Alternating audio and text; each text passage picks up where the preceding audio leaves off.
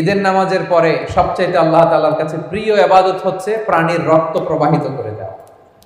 এবং বিষ্ণু ইসা ইসলাম বলেছেন কিয়ামতের দিন এই প্রাণী তার শিং, তার চামড়া, তার পশম নিয়ে বিশাল সওয়াবের পাহাড় হয়ে দাঁড়াবে। পড়েন আল্লাহু আকবার। এজন্য হজ্জাজ বাইতুল্লাহ যারা হজে আছেন আল্লাহ তাআলা তাদের হজকে কবুল করুন। আমরা যারা কুরবানি করছি আল্লাহ তাআলা আমাদের কুরবানিকে কবুল করুন। এই কুরবানি এটা হতে হবে হালাল উপার্জন থেকে। ইন্নামা ইয়াতাকাব্বালুল্লাহু মিনাল মুত্তাকিন, তিনি শুধু মুত্তাকিদের পক্ষ থেকে কবুল করেন, হালাল থেকে তিনি কবুল করেন। হারাম দিয়ে বিশাল 5 লক্ষ টাকা দিয়ে আপনি হাটের সবচাইতে বড় গরুটা কুরবানি করেছেন, ওই কুরবানি কশিনকাল আল্লাহ তাআলার দরবারে কবুল হবে। আর সামান্য কিছু অর্থের মালিক আপনি, একা একটা কুরবানি দেওয়ার সক্ষমতা নাই, হায়রে 7 জন মিলে ভাগে কুরবানি দিবেন, ওইটা আল্লাহর আরশে আগে কবুল হয়ে যাবে। এজন্য আমরা সবসময় হালালের সাথে থাকবো। কিসের সাথে? হালালের সাথে। হারামের সাথে আমাদের কোনো সম্পর্ক নাই।